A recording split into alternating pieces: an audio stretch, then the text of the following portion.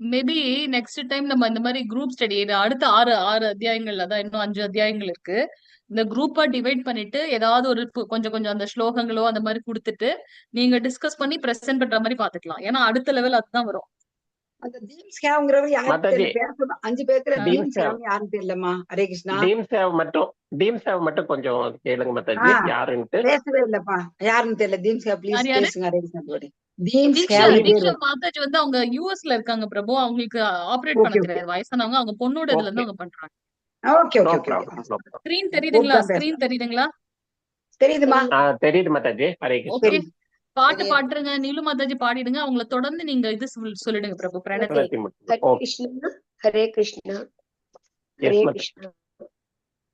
जय श्री जय राधा माधव, जय कुंज विहारी, जय गोपी जन वल्लभ, जय गिरिवरधारी, जय यशोदानंदन, जय वृज जन रंजन, जय यमुना तीर वनचारी, जय राधा माधव, जय कुंज विहारी, जय गोपी जन वल्लभ, जय गिरिवरधारी, जय यशोदानंदन, जय वृज जन रंजन, जय यमुना तीर वनचारी।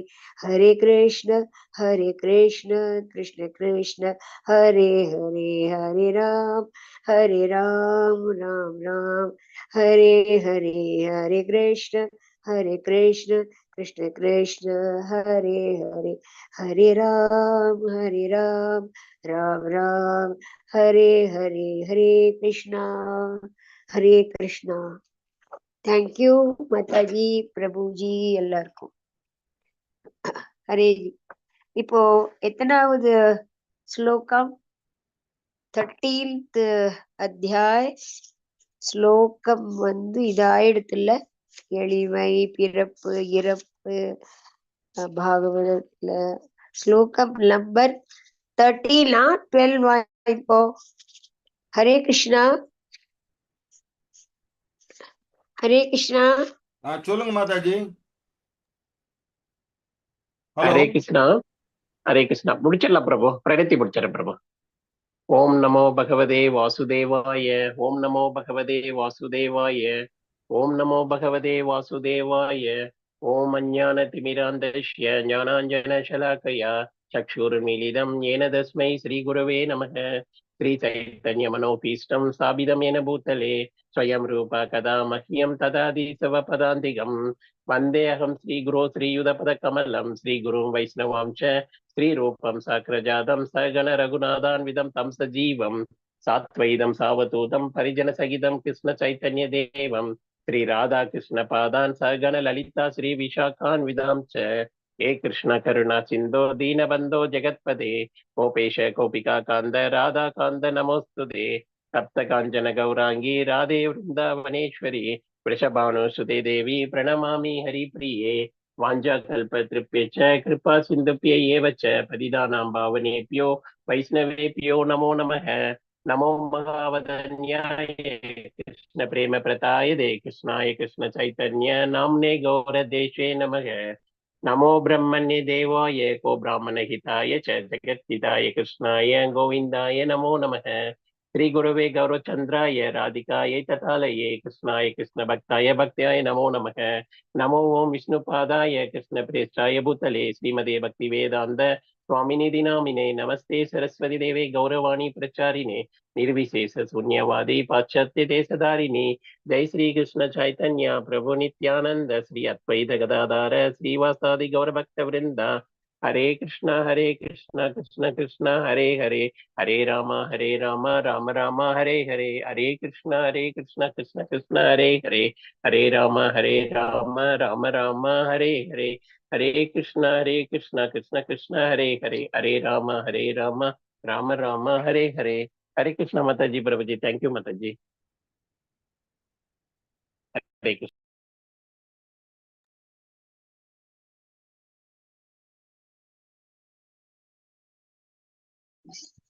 हरे कृष्णा प्रभुजी. ஹரே கிருஷ்ண மாதாஜி. பிரபுஜி மதியம் எனக்கு ஹெல்ப் பண்ணீங்க. திருப்பியும் நான் ஜிஎஸ்என் வந்து பிரபு கூப்பிடுறாங்க ஆ மாதாஜி. சொல்லுங்க. ஜிஎஸ்என். ஜி நான் வந்து மதியம் ஹெல்ப் கேட்டேன்ல உங்ககிட்ட. ஆமா, இப்ப திருப்பியும் அதை லாகின் போனா வேற என்னென்னவோ கேக்குதுங்க ஜி. அது எப்படி திருப்பியும் கொஞ்சம் சொல்லுங்களேன். தம்பி இருக்காரு ஹெல்ப் பண்ணுவாரு. மாதாஜி ஒண்ணு சொல்றேன், நல்லா ஞாபகம் வச்சுக்கோங்க. இப்ப இந்த கும்பல்ல இது பண்ணா கிளாஸ் வந்து அஃபெக்ட் ஆகும். தனியா ஓகே இருக்கிறச்சே வந்துட்டு கேட்டீங்கன்னா வந்துட்டு கரெக்டா நானும் உங்க லாகின்ல போயிட்டு வந்து என்ன கேக்குதுங்கிறது எனக்கும் வந்து நீங்க என்னவோ கேக்குதுங்கிறத வந்து நீங்க சொல்றதை விட நான் பாக்குறது ஈஸி.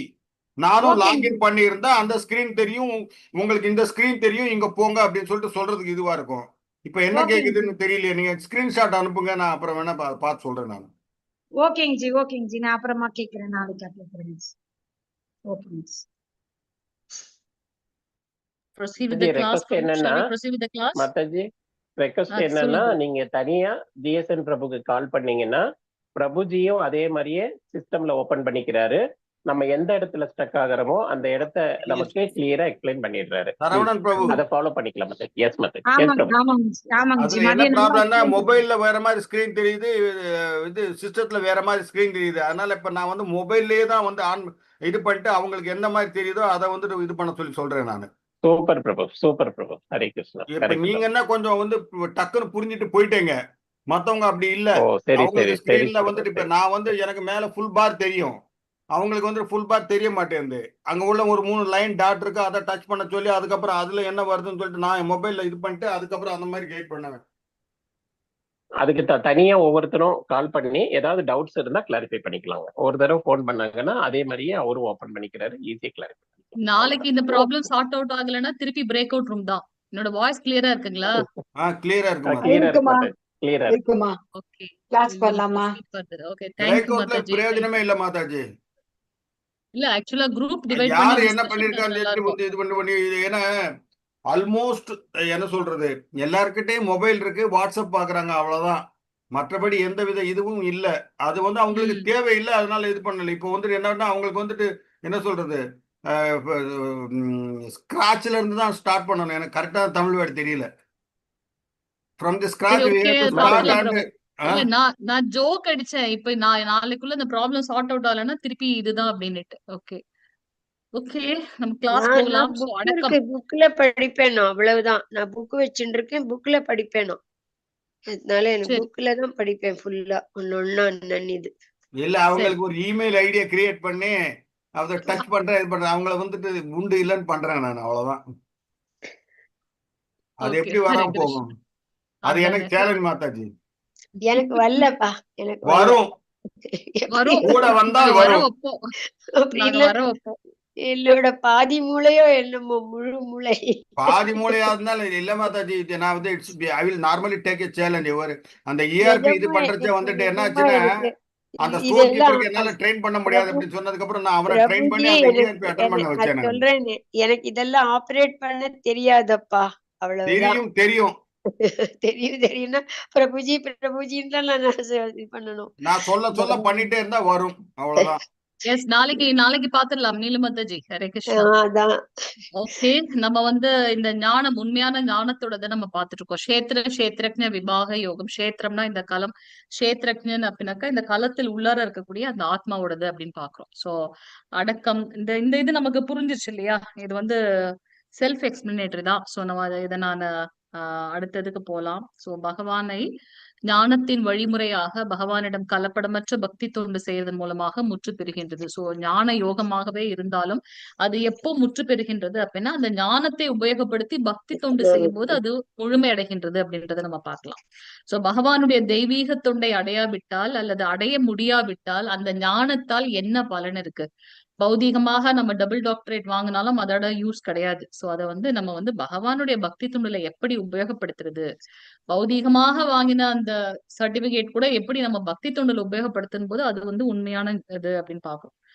சோ இங்க வந்து பூரண கிருஷ்ண உணர்வுடன் ஒருவன் பக்தி தொண்டை ஏற்றால் இதர 19 விஷயங்களும் தாமாகவே அவனுக்கு வளர்ச்சி பெற்றுவிடும். சோ 19 விஷயங்கள் அவர் வந்து ஞானமாக இங்க தெரிவிக்கின்றார். சோ அங்கீகாரம் பெற்ற ஆன்மீக குருவை ஏற்கும் போது ஒருவனுடைய தெய்வீக வாழ்வு தொடங்குகின்றது.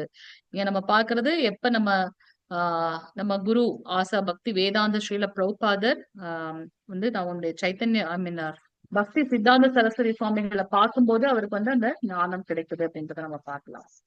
ஸோ ஞானத்தோட தொடக்கம் வந்து அமானித்துவனா பணிவு என்பது வந்து ரொம்ப மிக முக்கியமான ஒரு இது அப்படின்றத நம்ம பார்க்கலாம். இப்ப அடுத்து பகவான் சொல்றார், எதை தெரிஞ்சுக்கிறதுனால அமிர்தத்தை சுவைக்கக்கூடிய விஷயம், எதை தெரிஞ்சுக்கிறதுனால நீ அமிர்தத்தை உணர்வாயோ அந்த அமிர்தத்தை சொல்ல போறேன். அது என்னது? இந்த ஞானத்தின் மூலமாக நாம் எதை உணர்ந்து கொள்வோம் அல்லது எதை தெரிந்து கொள்வோம், நேயம் அப்படின்னு சொல்லப்படுதுங்க இல்லையா? சோ அதை பத்தி இன்னைக்கு அப்ப வந்து பகவான் சொல்ற, அது எப்படிப்பட்டது? ஆரம்பம் இல்லாதது, ஆரம்பம் இல்லாதது, அனாதி. அது வந்து எனக்கு கீழ்ப்பட்டது. சோ பகவானுடைய அந்த புருஷ அவதாரத்துல மகாவிஷ்ணு, காரணதகசாய விஷ்ணு அல்லது மகாவிஷ்ணு, கர்ப்போதகசாய விஷ்ணு, சிரோதகசாய விஷ்ணு அப்படின்றதெல்லாம் நம்ம பாக்குறோம். பிரம்மன் ஆத்மா என்று அழைக்கப்படுவதுமான இது ஜட உலகின் காரணம் மற்றும் விளைவுகளுக்கு அப்பாற்பட்டு விளங்குகின்றது. அவர் இங்க சொல்றது பரமாத்மாவை பற்றி அப்படின்றத நம்ம பார்க்கிறோம். சோ நேயம் என்பது அறியப்படும் பொருள். இங்க அறியப்படும் பொருள் யாரு? பகவான். பரமாத்மாவை பற்றி அறிந்து கொள்வதன் மூலமாக முக்தி அடையலாம். ஓகே, ஆனா பக்தர்கள் இருக்கக்கூடியது நிலை என்ன அப்படின்னாக்கா விமுக்தி அப்படின்றத நம்ம பார்க்கலாம். சோ பரம புருஷர் பகவானை 3 நிலைகள்ல புரிந்து கொள்கின்றோம். சோ பரமாத்மா என்பது வந்து முழுமையானது கிடையாது. பரம புருஷர் என்ற அந்த உண்மத நிலையில இருக்கும்போது அது முழுமையான ஞானம். இங்க கஷேத்திரஜன் என்பது நம்மளுடைய உடலுக்குள்ள, இந்த கஷேத்திரத்துக்கு உள்ளார ஆத்மா மட்டுமல்ல பரமாத்மாவும் இருக்கு. அதோடைய பண்புகள் தான் இப்ப நம்ம பார்த்தது. நித்தியமானது, அதுக்குன்னு ஒரு பிறப்பு இறப்புன்றது கிடையாது, காலாவதி கிடையாது, எக்ஸ்பைரி கிடையாது, கிருஷ்ணருக்கு கட்டுப்பட்டது, அவரை எப்போதுமே சார்ந்து இருக்கக்கூடியது, இந்த பௌதீக காரணம் விளைவுகளுக்கெல்லாம் அப்பாற்பட்டது அப்படின்றத நம்ம பாக்குறோம். ஓகே, சோ அவருடைய கரங்கள், கால்கள், கண்கள் மற்றும் முகங்கள் எல்லா இடங்களிலும் உள்ளன. எல்லா இடங்களிலும் அவரது காதுகளும் உள்ளன. இவ்வாறாக எங்கும் வீற்றிருப்பவராக பரமாத்மாவை விளக்குகின்றார். சோ இங்க வந்து பகவான் வந்து எங்கெல்லாம் எப்படியெல்லாம் இருக்காரு அப்படின்றத நம்ம இங்க வந்து புரிந்து கொள்ள முடிகின்றது. எங்கும் வீற்றிருப்பவராக இருக்கின்றார் பகவான். அவர் தனது தெய்வீக உலகில் எப்போதும் லீலைகள் செய்து கொண்டாலும், அந்த கோலோக விருந்தாவனத்துல இருந்தாலும் அவர் வந்து பரபிரம்மமாக எல்லா இடத்திலும் வீற்றிருக்கும் செய்கின்றார். உயிருள்ள, உயிரற்ற, அசையும் அசையாத அனைத்திலும் வந்து அவர் இருக்கின்றார் அப்படின்றத நம்ம பார்க்கலாம். சோ ஜீவாத்மாவினால் தன் கரங்களை, கால்களை, கண்களை எல்லா இடத்திலும் நீட்டிக்க முடியாது. ஆனா பகவானால் அது செய்ய முடியும். அவருடைய அந்த கடைக்கன் பார்வையின் மூலமாக இந்த சிருஷ்டியை அவர் கொண்டு வர முடியும் அப்படின் போது இது வந்து ஒரு சாத்தியமற்ற செயல் அப்படின்றது இல்ல. சோ எல்லா புலன்களுக்கும் மூல காரணம் பகவான். சோ ஆனா அவருக்கு புலன்கள் என்பது கிடையாது. நமக்கு இருக்கிறது போல 2 விதமான உடல்கள் கிடையாது. அவர் வந்து எப்பவுமே பற்றற்றவராக இருக்கின்றார், பராமரிக்கக்கூடியவர். அதனாலதான் முழுமையான துறவு, பூரணமான துறவு அவர்கிட்ட இருக்கு அப்படின்றதெல்லாம் நம்ம பார்க்கலாம். இந்த ஜட இயற்கையின் குணங்களுக்கு அப்பாற்பட்டவர். நாம தான் அந்த குணங்களுக்குள்ளார ஆட்கொள்ளப்பட்டிருக்கும். ஆனா அவர் இந்த குணங்களுக்கெல்லாம் அப்பாற்பட்டவர். அவரே வந்து எஜமானர். சோ பகவான் அவருடைய புலன்கள் எல்லாம் ரொம்ப தெய்வீகமானது. எல்லா புலன்களுக்கும் மூல காரணம் பரமாத்மா அப்படின்றத நம்ம பார்க்கலாம். ஓகே, எப்படி வந்து சூரியன் இருக்கும்போது அதோட ஒளிக்கற்றைகள் எல்லா இடத்துலயும் பரவுதோ அது போல பகவான் பரமாத்மாவும் அப்படி முழுமையாக பறந்து இருக்கின்றார் அப்படின்றதையும் நம்ம பார்க்கலாம். பரம உண்மை, எல்லா உயிர்வாழிகளோட உள்ளும் புறமும் இருக்கின்றார். அசைவன அசையாதவற்றிலும் இருக்கின்றார். கண்ணுக்கு புலப்படாமல் சூட்சுமமாக இருக்கின்றார். அதனால ஜடப்புலன்களோட வலிமையால பகவானை புரிந்து கொள்வது முடியாது. ஜடப்புலன்கள் எல்லாம் ஒரு குறைபாடு உள்ளது, ஒரு எல்லைக்கு உட்பட்டது. ஆனா பகவான் அப்படி இல்லை. அதனால அவரை புரிஞ்சுக்க முடியல நம்மளால. சோ அவரை வந்து நம்ம பாக்குறோம். நம்ம இத்தோ நஷிம்மா பரத்தோ நஷிம்மா காலையில நம்ம நரசிம்மருடைய சாங் பாடும்போது பகவான் அவ்வளோ தூரமாக இருந்தாலும், கோலோக விருந்தாவனம், இந்த ஹையஸ்ட் பிளானட் நம்ம பாக்குறோம் இல்லையா, அவ்வளவு தூரமாக இருந்தாலும் மேல இருக்க கோலோகத்துல இருந்தாலுமே எல்லாருடைய இதயத்திலையும் வந்து பகவான் பரமாத்மாவாக வீற்றிருக்கின்றார் அப்படின்றது நம்மளால புரிந்து கொள்ள முடிகின்றது. ஓகே, பிரகாசிக்கும் பொருட்கள் எல்லாவற்றின் மூலமும் அவர். நம்ம நேத்து அந்த விபூதி யோகத்துல நம்ம வந்து பார்த்தோம் இல்லையா, அவருடைய அந்த உடல்ல இருந்து வரக்கூடிய அந்த தேஜஸ் மேபி பல்லாயிரக்கணக்கான சூரியன்கள் ஒன்று கூடினால் வரலாம். அவர் இருக்கக்கூடிய அந்த கோலோக விருந்தாவனம் எப்படிப்பட்டதுன்னு பிரம்ம சமயத்துல சொல்லப்பட்டிருக்கு. சோ அங்க வந்து ஒரே ஸ்வயம் பிரகாசம். அந்த கிரகமே வந்து ஸ்வயம் பிரகாசம். அவருக்கு வந்து இந்த வெளிச்சம் அதெல்லாம் தேவை அப்படின்றதெல்லாம் கிடையாது. சோ அவரே அறிவாகவும் அறியப்பட வேண்டிய பொருள். அவர்தான் ஞானம். அந்த ஞானத்தின் மூலமாக யாரை அறிந்து கொள்வதும் அதுவும் அவரே, அறியப்பட வேண்டிய பொருளாகவும் அந்த அறிவை உபயோகப்படுத்தி அந்த அறிந்த பொருளை நாம் அடைவதற்கு இருப்பதும் வந்து பகவான் அப்படின்றத நம்ம பார்க்கலாம். 3 விஷயங்கள் இங்க பார்க்கிறோம். அவர்தான் அந்த ஞானம், அந்த ஞானத்தை அடையக்கூடிய நிலையாகவும் அவரே இருக்கின்றார். அதை எப்படி அடையுது அந்த இலக்காகவும் பகவானே இருக்கார் அப்படின்றத நம்ம பார்க்கலாம். எல்லோருடைய இதயத்திலும் அவரே வந்து இருக்கின்றார் அப்படின்னு. சோ இந்த மாதிரி களம், அறிவு, அதாவது உடல் அல்லது கஷேத்திரம், களம், அறிவு, ஞானம், நேயம். நேயம் என்பது அந்த அறியப்பட வேண்டிய பொருள். இதெல்லாம் வந்து நானு உனக்கு சொல்லியிருக்கேன் அப்படிங்கிறார். இப்போ பக்தி யோகத்தின் முக்கியத்துவம் வந்து ரொம்ப முக்கியமான ஒன்று. பக்தி யோகத்தினால் மட்டுமே நாம வந்து பகவானை அடைய முடியும். இந்த பிறப்பு இறப்பு சுழற்சியில இருந்து நாம வெளியில வர முடியும் அப்படின்றத பார்க்கணும். ஜட இயற்கையும் உயிர்வாழ்களும் ஆரம்பமற்றவை என்பதை நாம் புரிந்து கொள்ள வேண்டும். எப்படி பகவான் நித்தியமானவரோ அவர்கிட்ட இருந்து வந்த இந்த ஜட இயற்கையும் இந்த ஜீவாத்மாவும் வந்து நித்தியமான ஒன்று. நாம இந்த குணங்களுக்கு ஆட்படுறதுனால, ஏன்னா இந்த ஜட உலோகத்துல 3 குணங்கள் இருக்கு, அதனால நாமளும் வந்து அதற்கு ஏற்றாற் போல் நம்மளுடைய சுபாவங்கள் மாறுது அப்படின்றத நம்ம பார்க்கலாம்.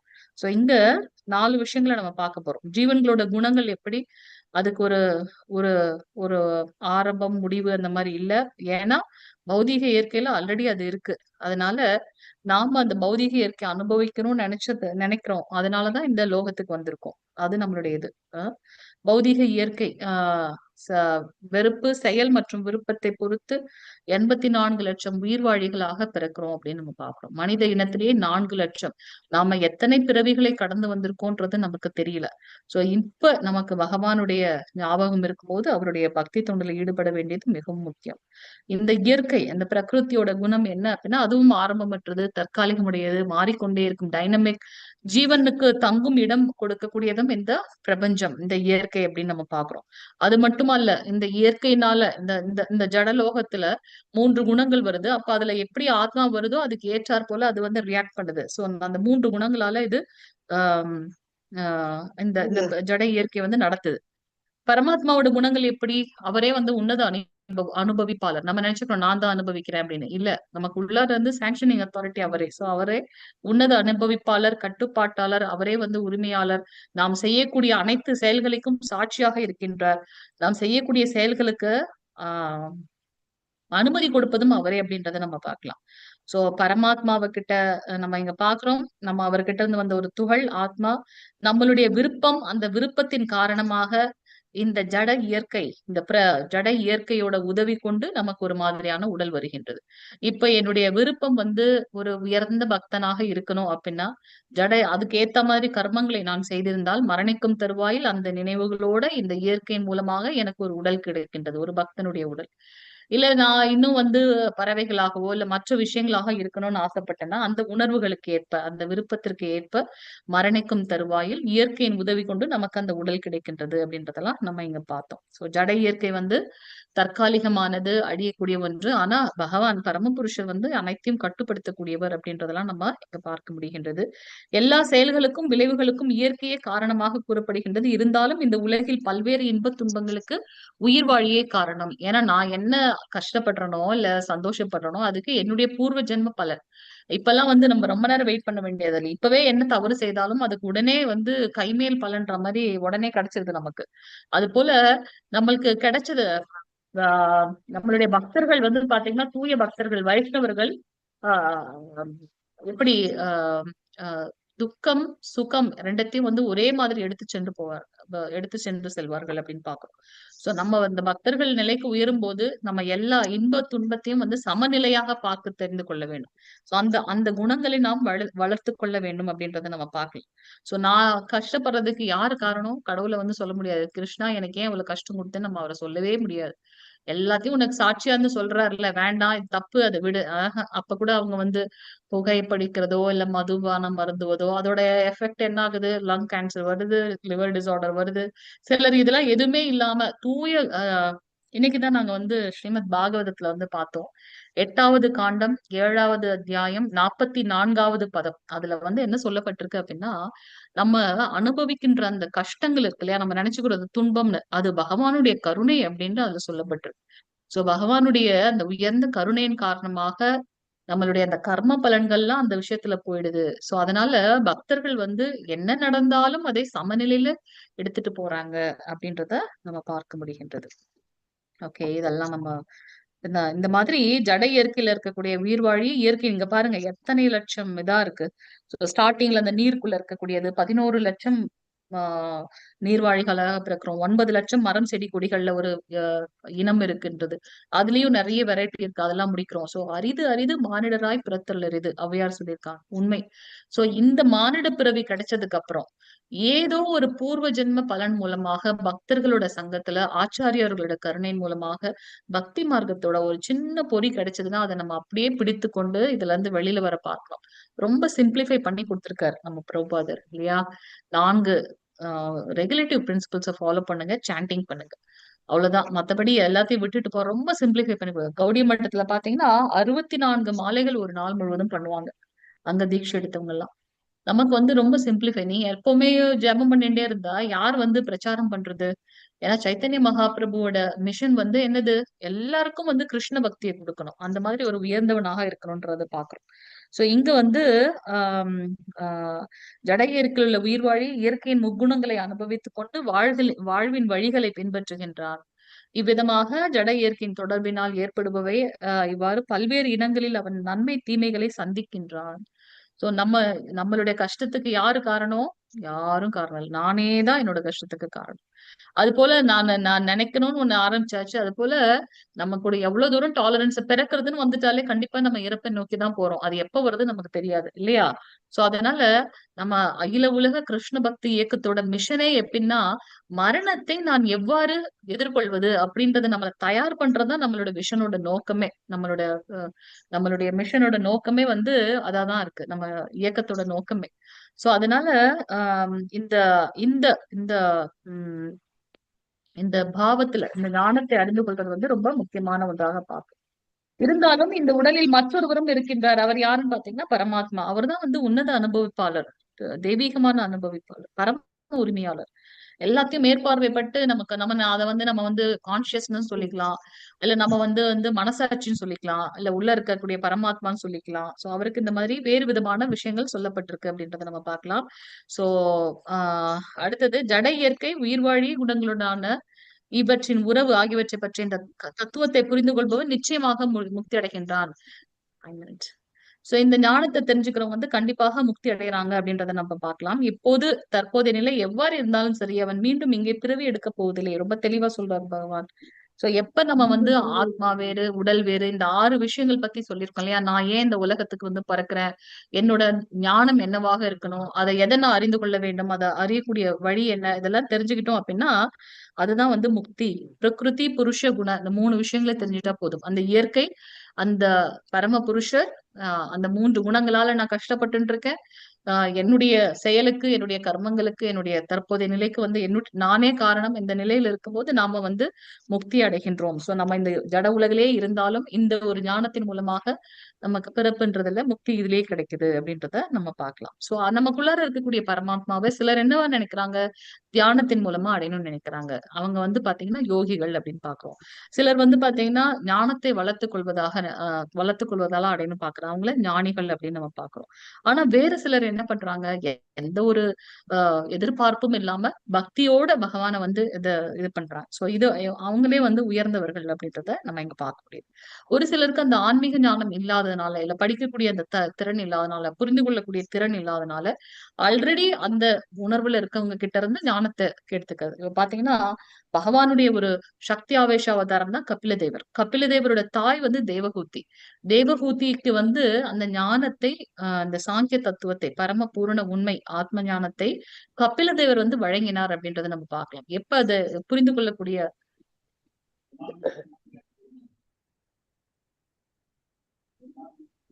புரிந்து கொள்ளக்கூடிய தன்மை இல்லையோ அப்ப அங்கீகரிக்கப்பட்ட ஒரு குருசிட பரம்பரையில இருந்து வந்தவங்க கிட்ட இருந்து நம்ம இந்த ஞானத்தை தெரிந்து கொள்ள முடியும் அப்படின்றத நம்ம இங்க பார்க்கலாம்.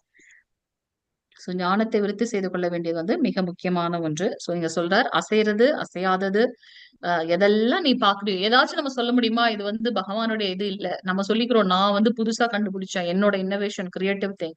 அதுக்குண்டான மூலம் எங்க இருந்து கிடைச்சது இல்ல அதுக்குண்டான உபப்பொருட்கள் எங்க இருந்து கிடைச்சதுன்னா இந்த பிரகிருத்தில இருந்து தான் கிடைக்குது. அதனால எல்லாமே வந்து பகவானுடைய அம்சம் அப்படின்றத நம்ம பார்த்துக்கணும். இது எல்லாமே வந்து கஷேத்திரமும் கஷேத்திரஜனும் கலந்த கலவை அப்படின்றத நம்ம இங்க பார்க்க முடிகின்றது. இந்த ஞானத்தை அறிந்து கொள்வதனால நம்ம என்ன பண்ண போறோம் அப்படின்னாக்கா பகவானை பற்றி அறிந்து கொள்வதுதான் நம்மளுடைய இந்த உண்மையான ஞானத்தோட இலக்காக இருக்க வேண்டியது அப்படின்றத நம்ம இங்க பார்க்கலாம். சோ என்ன அது அப்படின்னா இந்த ஞானத்தை அறிவதன் மூலமாக என்ன ஞானம் பார்த்தோம்ல 19 விஷயம் 19 விதமான விஷயங்கள் அதுதான் ஞானம். சோ அதை தெரிஞ்சு கொள்றதுனால உடலின் மூலக்கூறுகள் என்ன உடலுக்கும் இந்த ஆத்மாவுக்கும் உள்ள வேறுபாடு என்ன பரமாத்மா எல்லா உயிர்களிடத்திலும் எப்படி இருக்கார் அப்படின்றதையும் மனது புலன்கள் எல்லாம் எப்படி கட்டுப்படுத்துது அதன் மூலமாக விளையக்கூடிய பண்புகள் இல்ல என்ன நம்ம அடைய போறோம் அதெல்லாம் நமக்கு தெரிகின்றது. சோ எளிமையான வழி என்ன அப்படின்னாக்கா பகவானுக்கு பக்தி தொண்டு செய்வது அதுதான் வந்து மிக முக்கியமான ஒண்ணு. புலன்களை வந்து நம்ம பக்தி தொண்டு செய்யறதன் மூலமாக மனதை கட்டுப்படுத்த முடியும் அப்படின்றத நம்ம இங்க பார்க்க முடிகின்றது. சோ அனைத்தின் மூலமும் பகவானே அப்படின்றத நம்ம இங்க பாக்குறோம். சோ எல்லா உடல்களிலும் ஜீவாத்மாவுடன் இணைந்து பரமாத்மாவும் இருக்கின்றார். அது அழியக்கூடிய உடல்ல இருக்கக்கூடிய ஆத்மாவும் பரமாத்மாவும் எப்போதும் அழிவதே இல்லை அப்படின்றத புரிந்து கொள்வன் தான் உண்மையை கண்டவன். அவங்களே வந்து உண்மையை கண்டவர்கள் அப்படின்றத நம்ம இங்க பார்க்கலாம். சோ பரமாத்மா எல்லா இடங்களிலும் எல்லா உயிர்களிலும் சமமாக வீற்றிருப்பதை காண்பவன் தனது மனதால் தன்னை இழிவுபடுத்திக் கொள்வதே இல்லை. நிறைய இதுல இப்ப பாத்தீங்கன்னா எவ்வளவு சூசைட் பண்ணிக்கிறாங்க எவ்வளவு ஹோமிசைட் பண்ணிக்கிறாங்க. ஏன்னா இந்த ஞானம் இல்லாததுனால அவர் கொடுத்த இந்த உடலை அழிக்கிறதுக்கு யார் வந்து நமக்கு வந்து ரைட்ஸ் கொடுக்குறாங்க இல்லையா. சோ அந்த தவறு அந்த காம்ப்ளெக்ஸ் நமக்கு வேண்டவே வேண்டாம் அப்படின்றத நம்ம இங்க பார்க்கலாம். சோ அறிவுள்ள மனுஷங்க வந்து பாத்தீங்கன்னா இந்த மாதிரியான தவறான பொய்யான அகங்காரத்துல அவங்க மூழ்குவது கிடையாது அப்படின்றத நம்ம இங்க பார்க்க முடியுது. சோ அழிவற்ற ஆத்மா எப்பவும் தெய்வீகமானது நித்தியமானது. அந்த ஜடலோகத்துக்கு வர்றதுக்கு முன்னாடி அது நல்ல தூய்மையாதான் இருக்கு. ஆனா எங்க வந்து அது ஜட பற்றுல எப்ப கலக்குதோ அப்ப அதற்கு ஏற்றாற் போல 3 குணங்கள்ல நிலைத்து நிற்குது. சத்தியகுணம் ரஜோகுணம் சத்துவகுணம் ரஜோகுணம் தமோ குணத்துல. அதன் மூலமாக அந்த குணாதிசயங்களுக்கு ஏற்றாற் போல செயல்களை அது செய்யுது. அப்ப அதுல அந்த கர்ம பலன்ல அந்த சக்கரத்துல மாட்டிக்கொள்கின்றது அப்படின்றத பார்க்கலாம். டீட்டெயிலா நம்ம வந்து இந்த 3 குணங்களை பத்தி நம்ம கண்டிப்பா பார்க்கதான் போறோம். சோ ஆத்மாவுக்கு வந்து அது இல்லாதது அப்படின்னு நம்ம சொல்லவே முடியாது. சோ அதுதான் வந்து ரொம்ப முக்கியமான ஒன்று. சோ எங்கும் நிறைந்திருந்தாலும் தனது நுண்ணிய இயற்கையினால் ஆகாயம் எதனோட கலக்காம இருக்கோ அது போல பகவான் வந்து எல்லாருடைய இதயத்துக்குள்ள இருந்தாலும் அவர் தனித்து நிற்கின்றார். அச்சிந்த பேத அபேத தத்துவம் நம்மளுடைய பிலாசபி. சோ ஒரே ஒரு சூரியன் இந்த பிரபஞ்சம் முழுவதையும் எப்படி உயிர்ப்பித்து கொண்டிருக்கின்றது பிரகாசிக்கின்றது அது போல இந்த ஆத்மா இருக்கிறதுனாலதான் இந்த உடல் நடமாடின்னு இருக்கு. இல்லைன்னா என்ன ஆகும் இது ஒரு ஜடம் ஆயிடும். சோ இந்த ஆத்மா பரமாத்மாக்குள்ள ஞானத்தை தெரிஞ்சு கொள்றது ஜட இயற்கையில இருந்து முக்தி பெறுவதற்கான வழியை நமக்கு கொடுக்கின்றது அப்படின்றத நம்ம இங்க பார்க்கலாம். சோ ஆத்மா பரமாத்மா உடல் இதெல்லாம் கலந்ததுதான் ஒரு ஜீவாத்மா. சோ அந்த அந்த இதை வந்து பக்தி தொண்டுல நம்ம ஈடுபடுத்தும் போது நாம பகவானை அடைய முடியும் அல்லது ஒரு என்னது பக்குவம் அடைய முடியும் அல்லது முக்தி அடைய முடியும் அப்படின்றத நம்ம பார்க்கலாம். சோ இந்த ஞானத்தை எப்படி தெரிந்து கொள்ள வேண்டும் அங்கீகரிக்கப்பட்ட குரு சீட பரம்பரையிலிருந்து வந்தவங்க கிட்ட இருந்து அந்த ஞானத்தை தெரிஞ்சுக்கணும். சோ ஹரே கிருஷ்ணா. சோ இன்னைக்கு வந்து 13வது அத்தியாயம் கஷேத்திர விபாக யோகம். சோ அவர் வந்து 6 கேள்விகளை கேட்கிறார். அந்த 6 கேள்விகள் உடல் என்பது என்ன கஷேத்திரம் கலம் கஷேத்திரஜன் அந்த உடலை அறிந்தவன் யார் அது போல பரமாத்மா என்ற யாரு அதாவது புருஷர் பிரகிருத்தினா என்ன ஞானம்னு எதை சொல்றோம் நேயம்னா என்ன ஞானம் இங்க 19 விதமான விஷயங்கள் தான் ஞானம் சொல்லப்பட்டிருக்கு. அந்த ஞானத்தின் மூலமாக நான் அறியப்பட வேண்டிய விஷயம் ஹரே கிருஷ்ணா அறியப்பட வேண்டிய விஷயம் என்ன நேயம் அதெல்லாம் இங்க சொல்லப்பட்டிருக்கு.